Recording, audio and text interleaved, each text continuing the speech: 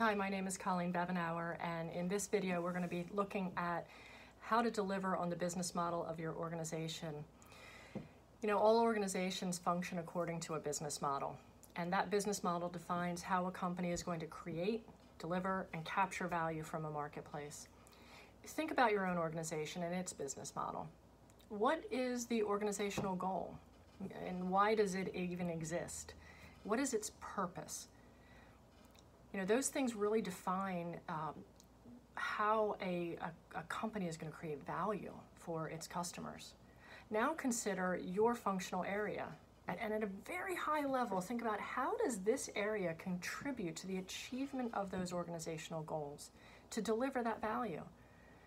And how are you involved in that? Are you creating value? Are you delivering value, or is your functional area capturing value from the marketplace that you serve or that your company serves?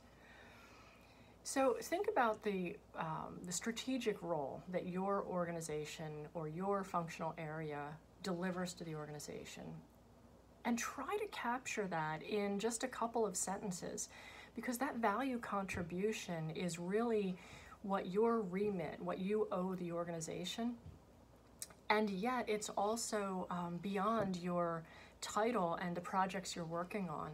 So for example, if let's say you were in the United States and you happen to be a reimbursement specialist or an account executive, instead of saying I'm a reimbursement specialist, think in terms of the value you create for the organization.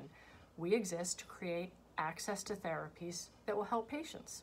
That's the value, not the job title. Now let's say anywhere in the world you were a medical science liaison, so you were interfacing with thought leaders.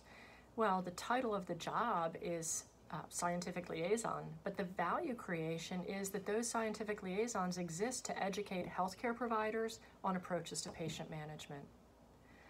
Let's say you're in a completely different role. Let's say you're in the finance department. Well, we all have a perception of what the finance department does, but when you think about the finance department's contribution of value, they exist to ensure that the company performs well financially so that they continue to bring important therapies to patients. So this is a very different way of defining your value contribution to the organization over and above the projects you're working on in your title. Take a minute and think about what's your strategic role and what's the value you contribute. Your answer sets the foundation for everything else discussed in this video, because if you can capture that and understand the real value you bring, it will help you be more strategic, function more strategically, and it will help you challenge yourself to think more strategically. It really is the true north of the work. It establishes the major opportunities and issues in which you will have a strong impact in the organization. The strategic plan for your team outlines how your team will be deployed to make that value contribution to the organization. So hopefully by now you've done the cognitive biases checklist, and you've taken a look at how to suspend those biases, and you've also now defined the value contribution that you and your team make to the organization. Now you've freed your thinking up. You can think more objectively and strategically about where you are and where you want to go. Market-focused strategic thinkers perceive everything as evolving and nothing is static, and in this way they guard against complacency, missed opportunities, and unplanned for risks.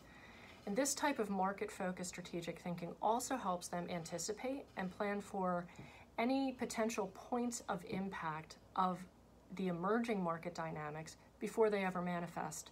And this can be a really strong competitive advantage, so it behooves us to learn how to do this and do it well. We want to engage our strategic thinking and planning skills in two stages. First, we want to be looking out at the market and identify those market dynamics that could possibly manifest.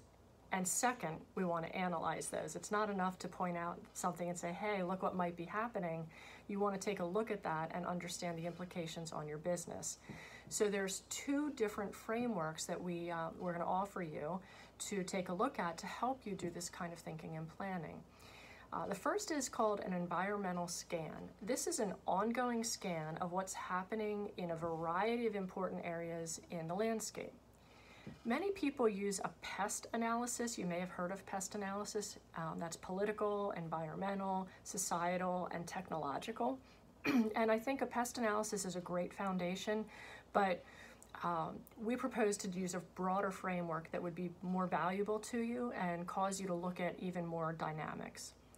So if you look at the Business Accelerator website, you're going to see a tool called an environmental scan, and it's a simple worksheet asking you to look at different facets of the environment and the markets in which you work, and just answer some brief questions to help form and frame your thinking around what's going on and what could be happening in the future. The second framework is called a disruptor analysis, and we want to look at each market dynamic as a potential disruptor. Disruptors are factors that can potentially interrupt business as usual. And you want to think of them as they could actually change the trajectory of work and of your business. They can have both positive and negative implications on your ability to achieve your goals.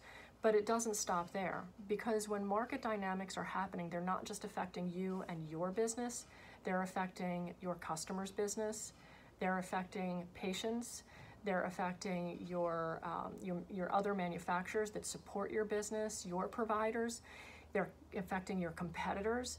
So paying attention to these dynamics and analyzing the implications on all of the people in that value chain and in the chain of connectivity that links an ecosystem together to deliver value to customers and patients. When you analyze it carefully, you're going to begin to see opportunities to improve operations, to move more quickly and strategically and outcompete your competitors. You're going to see opportunities to serve patients better and faster and eliminate wasteful practices that just aren't bringing any value to anyone. So I encourage you to take a look at those two resources on the Business Accelerator website. First, the environmental scan, and second, the disruptor analysis. And after you complete those, you're going to have a much better, more objective perspective on what's going on and the possible impact on your business and your ability to achieve your goals.